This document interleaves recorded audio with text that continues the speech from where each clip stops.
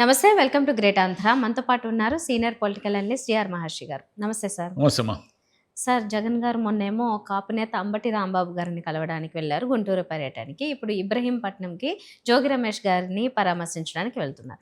అయితే అప్పుడు జనం విపరీతంగా వచ్చారు. అప్పుడు కొన్ని ఆంక్షలు విధించినా అది పక్కన పెడితే, ఈ రోజైతే ఇంకా ఎక్కువ ఆంక్షలు ఉన్నాయి. ఎక్కడికక్కడ చెక్ పోస్టులు ఉన్నాయి. అండ్ ముందు అనుకున్న రూట్ కాకుండా ఇంకో రూట్ కూడా చేంజ్ చేశారు. అదే విధంగా వెళ్తున్నా కూడా జనం అయితే అటెండ్ అవుతున్నారు ఆయనకి మొత్తం అంతా దారంతా. సో, ఎందుకు అంటే నిబంధనలు ఎందుకు ఆపాలి, ఎలాగైనా జనం రాకుండా చెయ్యాలి అనేదే వారి విధానం అయితే గనక, అది నిజానికి ఇంకా ఇటువంటి నేతలకి కలిసొచ్చే అంశాలే కదా! ఎందుకంటే ఆపారు, ఇలా అడ్డుకుంటున్నారని చెప్పడానికో, నిందించడానికి కూడా ఉంటది. అది మళ్ళీ అస్త్రాలను తిరిగి ఇవ్వడమే అవుతుంది గదా! ఇప్పుడు అనుభవం మీద ఏదైనా నేర్చుకోవాలి. కూటమి వాళ్ళు ఏమి నేర్చుకునేటట్లు లేరు. ఎందుకంటే 19 నెలలు అయింది అధికారంలోకి వచ్చి. ఒక 2-3 నెలలు ఏమైనా ఆయన జగన్ గారు గమ్మునున్నారేమో. తర్వాత అనేక అంశాల మీద ఆయన జనంలోకి రావడం స్టార్ట్ చేశారు. జనంలోకి ఎప్పుడు వచ్చినా జనం వస్తున్నారు. ఫస్ట్ నుంచి కూడా మీరు ఆంక్షలు ఆంక్షలు ఆంక్షలు అంటున్నారు. సరే, ఈ ఆంక్షలను కూడా మనం కొంత అర్థం చేసుకోవచ్చు. అంటే ఆయన భద్రతా దృష్ట్యా కావచ్చు, లేదా ప్రజలకు ట్రాఫిక్ ఇబ్బందుల దృష్ట్యా కావచ్చు, ఇలా ఆంక్షలు పెడితే ఎవరికి ఏమి అభ్యంతరం లేదు. కానీ కేవలం జనము రాకుండా చెయ్యాలని, జనాన్ని అక్కడికి ఆ రోడ్ షోలోకి కానీ ఆయన దగ్గరికి రాకుండా చెయ్యాలని ప్రయత్నిస్తే మాత్రం ఇంకా ఎక్కువ వస్తారు. ఇంకా ఎక్కువ అంటే ఏమిటి, ఏదైనా కూడా మనం వద్దు అంటే కన్నా మనకి ఇంకా పట్టుదల పెరుగుతుంది. జగన్ అభిమానులకు కూడా ఏమిటంటే ఈ రకంగా ఆంక్షలు పెడితే ఇంకొక రూట్లో వస్తారు. ఎన్ని రూట్లని మీరు బంద్ చేస్తారు, ఎన్ని రూట్లని వేస్తారు, బ్యారికేడ్లు కడతారు, ఎన్ని రూట్లని పెడతారు, పెట్టలేరు కదా. పోలీసులు కూడా తెలుసు ఆ విషయం. కానీ వాళ్ళు ఏం చేస్తారంటే, ఇంకా పైన నుంచి అలా ఆదేశాలు వస్తే ఇంక దాన్ని తప్పదు కాబట్టి వాళ్ళు అనివార్యంగా ఇలాంటి ఆంక్షలు పెట్టేది, అవి పెట్టేది, ఇవి పెట్టేది, ఇవన్నీ చేస్తారు. మొత్తం మీద లాస్ట్కి ఏం జరుగుతుందంటే, ఇప్పుడు కూడా జరుగుతుంది కదా, ఆయన ప్రయాణం జరుగుతుంది, జనం వస్తూనే ఉన్నారు, జనం విపరీతంగా వస్తూనే ఉన్నారు. వీళ్ళకి మింగుడుపడనే విషయం ఏమిటంటే, ఈయన ఓడించేశారు కదా, ఎందుకు వస్తున్నారు జనము? ఇదంతా కూడా వీళ్ళు తోలడం అంటే ఎలా సాధ్యము? ప్రతిసారి తోలేది సాధ్యమవుతుందా?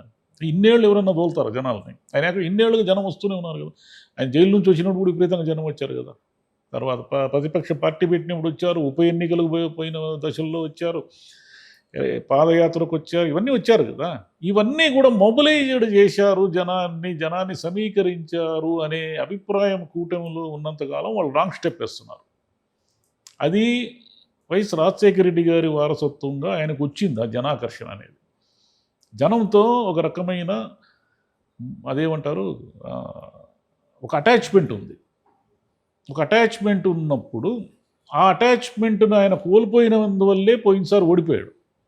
అటాచ్మెంట్ని ఆయన ఎందుకు మిస్ అయ్యాడంటే, నేను ముఖ్యమంత్రి అయిపోయాను కదా, ఇంకా నాకేం పని ఉంది జనంతో అన్నట్టుగా పెద్దగా జనంలోకి రాకుండా అయిపోయాడు ఆయన. వచ్చినా కూడా ఏదో విమానాల్లో ఏదో అట్లా వచ్చేసి, హెలికాప్టర్లో వచ్చేసి, ఏదో బ్యారికేడ్లు అవి ఇవి వచ్చేసి అట్లా వెళ్ళి ఏదో బటన్ నొక్కడానికి రావడం వల్ల జనంతో ఉన్నటువంటి మోరల్లో ఒక అటాచ్మెంట్ ఆయన మిస్ అయిపోయి, అది మిస్ అయిపోవడం వల్ల ఆయన ఓటమికి అదొక కూడా కారణం.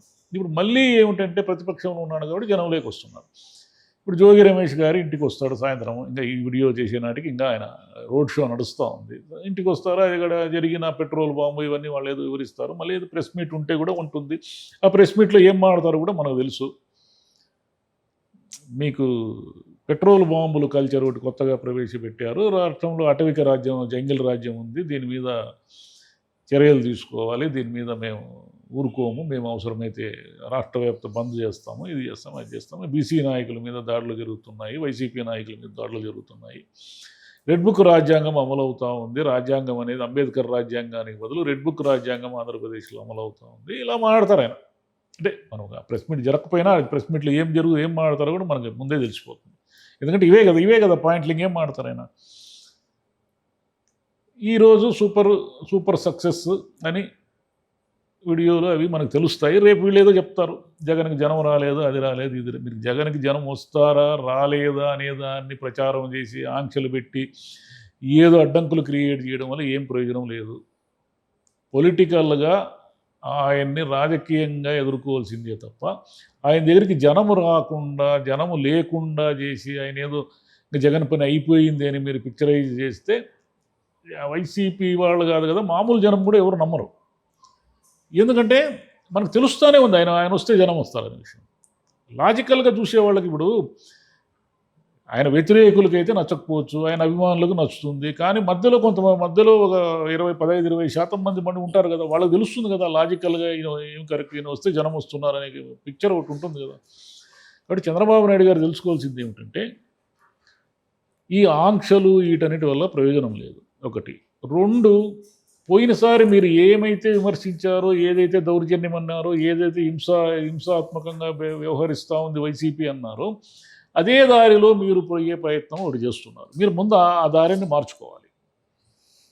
సరే, ఎమోషనల్గా మొన్న ఏదో ఆయన తిట్టాడు కాబట్టి మా వాళ్ళు దాడి చేశారు అని మీరు సమర్థించుకోవచ్చు. కానీ పోయినసారి కూడా అదే కదా జరిగింది. జగన్ గారిని తిట్టారనే కదా జోగి రమేష్ గారు దాడి చేశారు. మరి ఆ ఎమోషన్ అనేది ఇద్దరికీ సేమే కదా. మీ నాయకులు 6 గంటలు 7 గంటల పాటు అక్కడ విధ్వంసం సృష్టించి పెట్రోల్ బాంబులు కూడా విసిరారు కదా. అది మీ కల్చర్ కాదు కదా. సరే, వాళ్ళకంటూ కల్చరు అని మీరు ఆపాదిస్తారు, వదిలేద్దాము. మీ కల్చర్ కాదు కదా అది. మీరంతా శాంతియుతంగా ఉండేవాళ్ళు కదా. మీరు శాంతియుతంగా ఉండేవాళ్ళు ఇప్పుడు ఎందుకు పెట్రోల్ బాంబులు తీసుకొని తిరుగుతున్నారు అంటే జనం ఏమనుకుంటారు మీ గురించి? ఓహో, వీళ్ళు ఇంతే, వీళ్ళు ఇదే దౌర్జన్యము, సేమ్ రూట్ వీళ్ళు కూడా అనుకుంటారు కదా. ఒకవేళ వైసీపీని ఆ కారణాలతోనే ఓడించి ఉంటే. ఇంకా రఘురామకృష్ణంరాజు గారిని అప్పుడు ఫిజికల్గా హెరాస్ చేశారని దాన్ని చాలా వార్తలుగా చాలా రోజులు వేశారు. మరి ఇప్పుడు అంబటి రాంబాబు గారిని కూడా మీకు ఇక్కడ సేఫ్ కాదని అరెస్ట్ చేసి తీసుకెళ్ళి మరి ఆయన కూడా సేమ్ జరిగింది అంటున్నారు. కానీ దాని గురించి మాత్రం అవును, మీరు మాట్లాడాలి కదా. ఆ రోజు రఘురామకృష్ణంరాజు గారు మాట్లాడితే ఇంత అన్యాయమా ఇలా అని. ఇప్పుడు ఈయన కూడా మాజీ మంత్రి కదా, ఆయనే చెప్తున్నాడు కదా నన్ను పోలీసులు అరెస్ట్ చేశారని. మీరు దాని మీద మాట్లాడాలి కదా, ఏం జరిగింది ఏమిటని విచారణ చేయాలి కదా. అంటే మీకు జరిగితే అన్యాయం, ఇతరులకు జరిగితే గుణపాఠం, అది ఎట్లా? ప్రతి విషయంలోనూ అలాగే ఉంది. ఇప్పుడు ఇన్ని ఆంక్షలు విధించి అంటే జనం రాకుండా చేయాలనేనా ఈ ప్రయత్నం అంతా? అంటే రూట్ మార్చడమైనా లేకపోతే ఏం చేసినా జనం వస్తారు. మీరు ఏమైనా చేయండి, ఎక్కడి నుంచి వస్తారు. వాళ్ళకి ఇంకా పట్టుదల పెరుగుతుంది. ఏదో మనం 3-4 months బ్యాక్ కూడా ఆయన ఎక్కడో రైతులను పరామర్శించేకి వెళ్ళినప్పుడు ఇలాగే ఆంక్షలు పెడితే పొలం గట్లు, ఆ గట్లు, ఈ గట్లు అని పరిగెత్తుకుంటూ వచ్చారు కదా. చూశారు కదా వీడియోలు. మరి ఎందుకు ఊరికే వృథా ప్రయాస? ప్రతిసారి మీరు జనం రాకుండా చేయాలని ప్రయత్నించడం, మళ్ళీ జనం రావడం, ఇది ఎందుకు? ఈ వృథా ప్రయాస ఎందుకు? రానివ్వండి, వస్తే రానివ్వండి. వైసీపీ వాళ్ళే కదా వస్తారు. మీ టీడీపీ వాళ్ళు ఏం కలిసిపోరు కదా. పోయి టీడీపీ వాళ్ళంతా వైసీపీ పార్టీలో చేరిపోరు కదా. మీ కార్యకర్తలు, మీ నాయకులు యాజిటీజ్గా సాలిడ్గా ఉంటారు కదా. వైసీపీ అభిమానులు ఆయన చూడడానికి రానివ్వండి, మీకేంటి నష్టము? వాళ్ళ నాయకుని వాళ్ళు చూసుకోవడానికి వస్తారు. ఏంటి మీ ప్రాబ్లం? అంటే లా అండ్ ఆర్డర్ ప్రాబ్లం వస్తుంది అంటే ఇంతవరకు ఏం రాలేదు కదా లా అండ్ ఆర్డర్ ప్రాబ్లము. పోయినసారి చంద్రబాబు గారు పాదయాత్ర చేసినా, చంద్రబాబు గారు ఇది చేసినా కూడా, ఇలా రోడ్ షోలు చేసినప్పుడు కూడా ట్రాఫిక్ ఇబ్బందులు ఉంటాయి. ట్రాఫిక్ ఇబ్బందులు లేకుండా రోడ్ షోలు ఎలా ఉంటాయి? కొన్ని ఉంటాయి, అనివార్యంగా ఉంటాయి. దాన్ని ఏదో పోలీసులు సార్ట్అవుట్ చేస్తారు.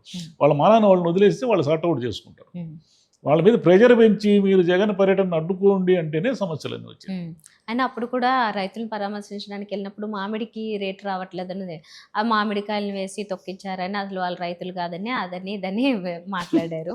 ఇప్పుడేమో జనాలు వస్తుంటేనేమో వీళ్ళు జనం కాదు, డబ్బులు ఇచ్చి తరలించారు. ఎన్నాళ్ళు ఇస్తారు డబ్బులు అని? అవును, డబ్బులు ఇచ్చే పిలుచుకొచ్చారు అనుకుందాం. ఎక్కడికి పోతే అక్కడ వేల మందిలో పిలుస్తారని సాధ్యమేనా? ప్రాక్టికల్గా సాధ్యమయ్యే పనేనా? 16 ఏళ్ళుగా ఆయన ఎక్కడికి వస్తాడు, జనం వస్తున్నారు. 16 ఏళ్ల నుంచి డబ్బులు పెట్టి జనాన్ని తోలుతూనే ఉన్నారు. అట్లా ఏ నాయకుడికైనా సాధ్యం. మీకు రారు ఎందుకు? మీరు తోలండి. మీకు రారే పెద్ద జనము. ఆయనతో పోల్చుకుంటే రారు కదా మీకు జనం. ఎందుకు రారు? అంటే ఏదో ఎమోషనల్ అటాచ్మెంట్ ఏదో మిస్ అయ్యారు మీరు జనంతో. రైట్. సో ఓకే, మొత్తానికి ఇది పర్యటన తర్వాత మళ్ళీ ఇంకేం ఆరోపణలు వస్తాయో, అంటే ఈయన చేసే ఆరోపణలు అయితే మనకు తెలిసినవే. ఎందుకంటే దాడి జరిగింది కాబట్టి జగన్ గారు చెప్తారు. మళ్ళీ దానికి కౌంటర్ ఇటు నుంచి ఏమొస్తాయి అన్నది చూడాలి. ఈయన లా అండ్ ఆర్డర్ లేదు, ఈ రాష్ట్రంలో లా అండ్ ఆర్డర్ లేదు, దౌర్జన్యాలు విరిగిపోయినాయి, వైసీపీ వాళ్ళని రెడ్ బుక్ రాజ్యాంగం పేరుతో వేధిస్తున్నారు అని ఈయన ఏదో ఆరోపణలు చేస్తాడు. దానికి కౌంటర్ ఏం చెప్తారు వాళ్ళు? నెయ్యి మీద అయితే కౌంటర్ చెప్పారు, మేము క్షమాపణ చెప్పాలా, మీరు చేసిందంతా మీరు చేసి మేము క్షమాపణ చెప్పాలా అన్నారు చంద్రబాబు నాయుడు గారు. ఇప్పుడు మీ కార్యకర్తలు వాళ్ళ ఇళ్ళ మీద దాడులు చేశారు, మరి దానికి మీరు ఏం సమాధానం చెప్పి మేము అరెస్ట్ చేశాము అంటారు. అరెస్ట్ చేశామంటే ఎప్పుడు చేశారు? మీరు 24 గంటల తర్వాత అరెస్ట్ చేశారు. అయినా ఈ అరెస్టులు తెలియదు, ఏదో తూతు మంత్రంగా. అవును, ఆయన అంటున్నాడు కదా, పోలీసు స్టేషన్ బెయిల్ ఇచ్చి పంపించారు. ఇళ్ళ మీద ధ్వంసం చేసి దాడులు చేసిన వాళ్ళకి మీరు స్టేషన్ బెయిల్ ఇచ్చి పంపించడం ఏమిటి?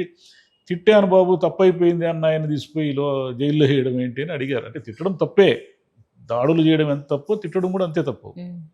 Right. Thank you sir. Thank you.